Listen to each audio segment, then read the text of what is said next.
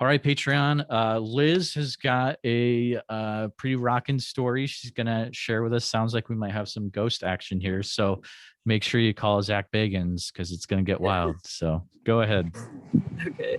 Um, so I guess my main sort of paranormal experience was when I lived in Page, Arizona, and I moved there when I was 12. So this was probably when I was around that age, maybe 13. And there were two things that happened. Neither of them were really like, I didn't see a ghost, but the first one was I came home one day from school and no one was there. I was the only one, coming home. Okay. And went to my bedroom as usual. And I was like obsessed with horses, like a lot of girls around that age. Yep. So one of my windowsills had a bunch of toy horses on it that I had, very carefully arranged there. Okay. And they were like, so I walk in my room and all of them were sitting on the carpet under the window, but in the same position. Whoa. They had been on the sill. They were like knocked over, like laying, like the wind had blown them over, even though the window wasn't open or anything. So that was super creepy. And yeah. I immediately, when my brother got home, who's a little bit older than me, asked him, like, why were you in my room messing with my stuff? Because I really thought he was trying to prank me, which my family will occasionally do to each other, but like they'll always own up to it. Sure. Especially if someone's actually scared or something, which I definitely was. But he was like, no, I don't know what you're even talking about, which like his reaction was kind of scarier because I could tell that he like really didn't know what I was talking about. So that was the first thing. Not too crazy, but it was pretty weird. Still weird. Yeah. Yeah. It was never explained or anything. And then the next thing was in the same house there in the same year. I can't remember if it was like maybe a few months after that. Again, when I was there alone, and we had a pretty nice like stereo setup. Okay. And it had like one of the knobs with a green dot on it that you can like see, when you're turning it, the volume knob. So I was on the couch and it had a remote you could use for that and you could see the thing moving, but I wasn't using that. Whoa. And I think you had like the TV audio going through it, so I was watching a show. Okay. And suddenly like the volume just started going up and getting louder and louder, and I could see the knob moving. Oh dear. And I was like, what is going on? I was trying to turn it down. Just like, I mean, I guess it's like something in The Exorcist or something, but I couldn't get the volume to go down. And it was just, I'll never forget like seeing the little green dot moving, and I was just like freaking out. And I did get the TV to turn off and turned off the stereo. Pretty creepy. That's some weird stuff. Oh, woof. Okay. What's the weirdest thing that you've ever seen at the Mothman Festival? The weirdest thing? There's got to be something like super weird. That's a really good question.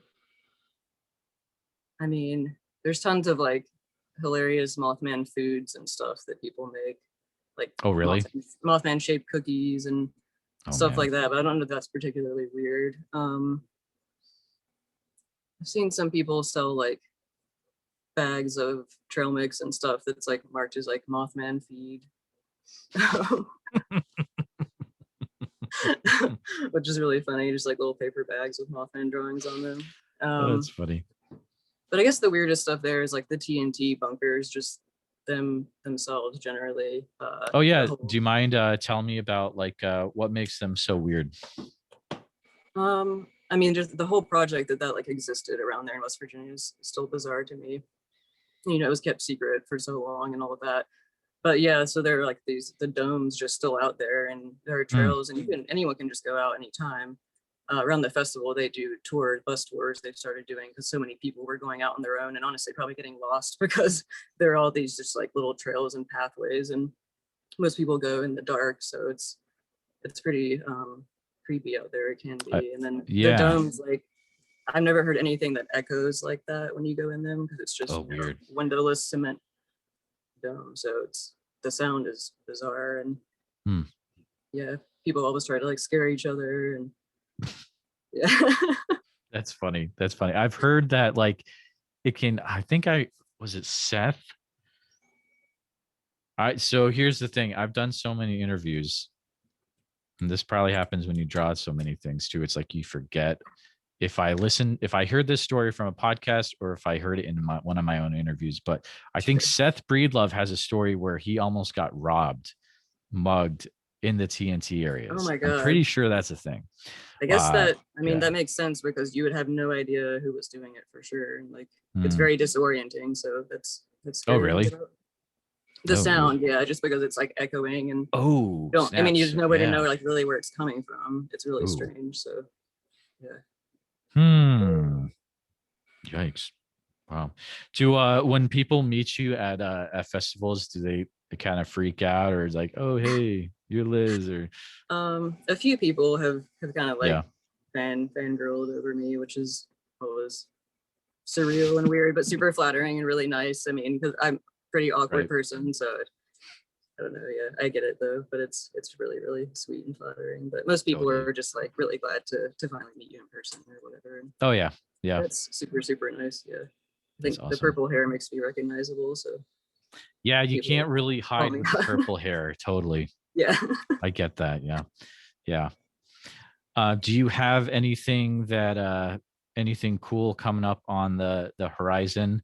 Anything you're working on right now, or I guess most exciting is I'm finally moving into like a studio space, so I'll oh have nice. more physical room to get orders ready and do new stuff and do bigger creative projects there. Hopefully some other collabs with Blinko possibly. Nice. But I mean, yeah, more stuff with Bruco and with other people, a lot of projects with West Virginians and stuff. But yeah, just hoping to make some new stuff people are excited about. That is cool. I want to say this and put it into the universe, but it would be cool if like Funko made Funkos based on your designs. That would be really cool. I don't know how that would interpret actually, but like that would be kind of cool though. That would be Just cool. Yeah. super fluffy sheep squatch Funko Right. would be rocking. I would like that. That would be awesome. Yeah. Yeah. Have to get them on that for sure. Thanks for hanging out, Liz, a little bit longer. Yes. Thank you. Good luck with the rest of with the future setting up your studio and all that. Hopefully our paths will cross sometime in the future after the pandemic, whatever, maybe at the Mothman Festival. We'll see. But thanks again so much for hanging out tonight. Thank you so much for having me, and all the questions were really fun. Yeah. Cool. Awesome. I'm going to go ahead and stop recording.